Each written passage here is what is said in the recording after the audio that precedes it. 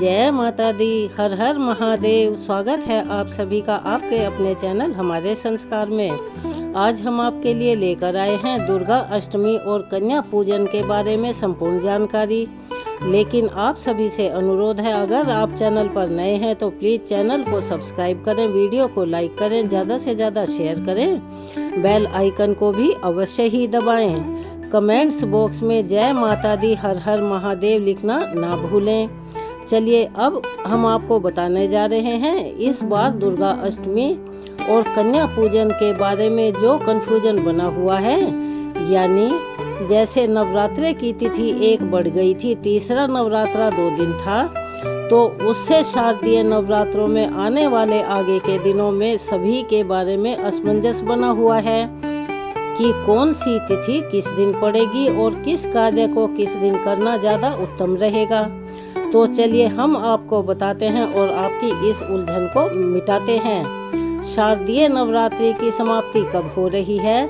सप्तमी, अष्टमी और नवमी तिथि किस दिन रहेगी? अष्टमी का व्रत जो लोग करना चाहते हों उन्हें किस दिन व्रत करना चाहिए? व्रत का पारण कब किया जाएगा, यानी कि कन्या पूजन किस दिन होगा? और कन्या पूजन का शुभ मुहूर्त कब से कब तक रहेगा? इस बार नवरात्रि 22 सितंबर सोमवार के दिन से शुरू हुई थी और 2 अक्टूबर गुरुवार के दिन उनका समापन हो रहा है। कुछ कैलेंडर में तृतीय तिथि तो कुछ में चतुर्थी तिथि को 2 दिन तक दर्शाया गया है। इस कारण इस बार नवरात्रि 9 दिनों की ना होकर पूरे के पूरे 10 दिनों की है। तो उदया तिथि के अनुसार सप्तमी तिथि इस बार 29 सितंबर दिन सोमवार की रहेगी, अष्टमी तिथि 30 सितंबर मंगलवार को और नवमी तिथि 1 अक्टूबर बुधवार के दिन को होगी।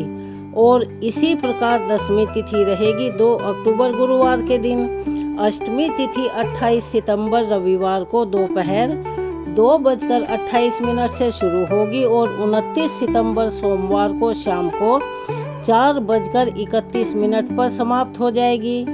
उदया तिथि के अनुसार 29 सितंबर सोमवार को ही माँ कालरात्रि की पूजा करनी होगी और सप्तमी का व्रत भी जो लोग रखते हैं या जिन्होंने सारे रखे हुए हैं वो इसी दिन करेंगे, क्योंकि कई जगह क्या परंपरा है कि वो सप्तमी के दिन भी कन्या पूजन करते हैं।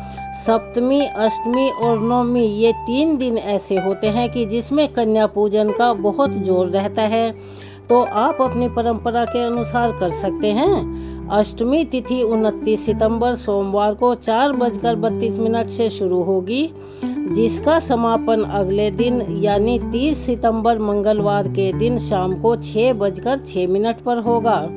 तो उदया तिथि के अनुसार 30 सितंबर मंगलवार को अष्टमी का पर्व रहेगा।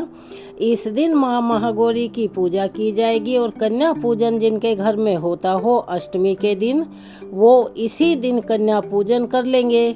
हम आपको बता दें कि जब तिथियों की घटबढ़ होती है या तिथियां घटबढ़ जाती हैं तो सभी क्रियाकलाप और सभी तिथियों में आगे पीछे हो जाता है। कुछ लोगों का पूछना था कि क्या सोमवार के दिन कन्या पूजन किया जा सकता है, क्योंकि उस दिन अष्टमी तो लग ही रही है।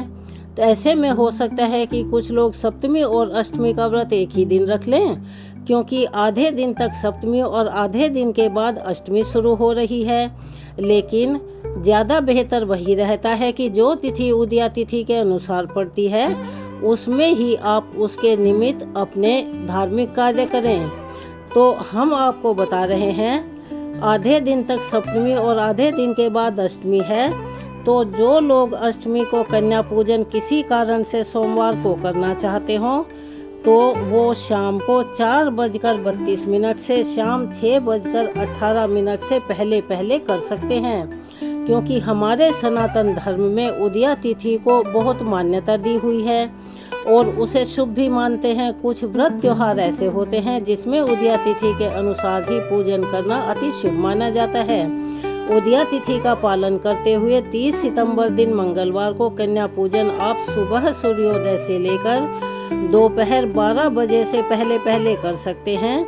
सूर्योदय का जो समय है वह हर जगह पर 1-2 मिनट आगे पीछे हो जाता है, क्योंकि जो शहर, जो नगर, जो भी प्रदेश जिस जगह पर स्थित है उसी के अनुसार सूरज के उगने का और उसके अस्त होने का समय भी थोड़ा आगे पीछे हो सकता है।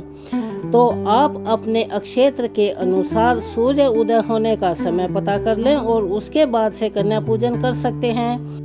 नवमी तिथि 30 सितंबर दिन मंगलवार को शाम के समय 6:07 से शुरू हो रही है, जिसका समापन 1 अक्टूबर बुधवार के दिन शाम को 7:01 पर होगा और 1 अक्टूबर बुधवार को दोपहर 12 बजे से लेकर 1:30 तक राहु काल भी है।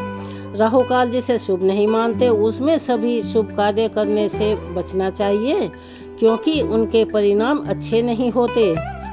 ऐसे में जो लोग नवमी के दिन कन्या पूजन करेंगे उन्हें सुबह 6:18 से लेकर 11:55 के बीच में कन्या पूजन कर लेना चाहिए।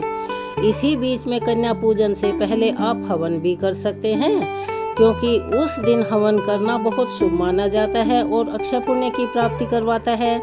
दशमी तिथि के दिन नवरात्रि व्रत का पालन किया जाता है, क्योंकि नवरात्रि 9 रातें जब गुजर जाएं तब व्रत को संपूर्ण माना जाता है और इस दिन कलश विसर्जन भी किया जाता है। वहीं रावण का दहन भी होता है। और दशमी तिथि हिंदू पंचांग के अनुसार 1 अक्टूबर बुधवार को शाम 7:02 से शुरू हो रही है, जिसका समापन 2 अक्टूबर दिन गुरुवार को शाम 7:10 पर होगा।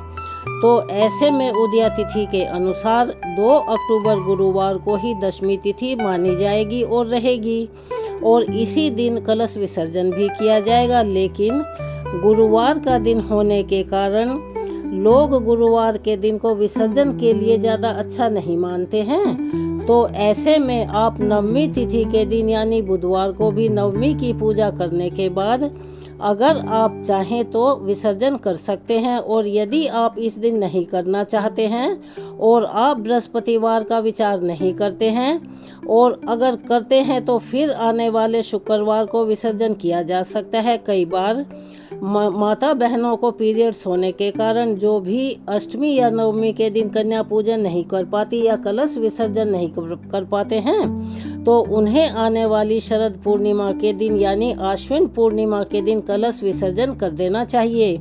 और इस बार शरद पूर्णिमा भी 2 दिन ही रहेगी, 6 अक्टूबर और 7 अक्टूबर को। ज़्यादातर लोग कन्या पूजन करने के बाद ही कलश विसर्जन कर लेते हैं, यानी माता की चौकी हटा लेते हैं। तो एक बात का विशेष ध्यान रखिएगा कि राहु काल का समय उस समय ना चल रहा हो। उसके अलावा आप सूर्यास्त से पहले कलश विसर्जन चाहें तो अष्टमी और नवमी या फिर दशमी तिथि के दिन कर सकते हैं। यह थी आज दुर्गा अष्टमी, नवमी, कन्या पूजन और कलश विसर्जन के बारे में जानकारी। हमें उम्मीद है आपको पसंद आई होगी। आपको कैसी लगी कमेंट्स बॉक्स में अपनी राय अवश्य ही लिखें। और अगर आप चैनल पर नए हैं तो प्लीज़ हमारे चैनल को सब्सक्राइब करें, वीडियो को लाइक करें, ज़्यादा से ज़्यादा शेयर करें, बेल आइकन को भी अवश्य ही दबाएं। कमेंट्स बॉक्स में जय माता दी, हर हर महादेव लिखना ना भूलें। चलिए एक बार मेरे साथ प्यार से बोलिए जयकारा शेरा वाली दा बोल सांचे दरबार की जय।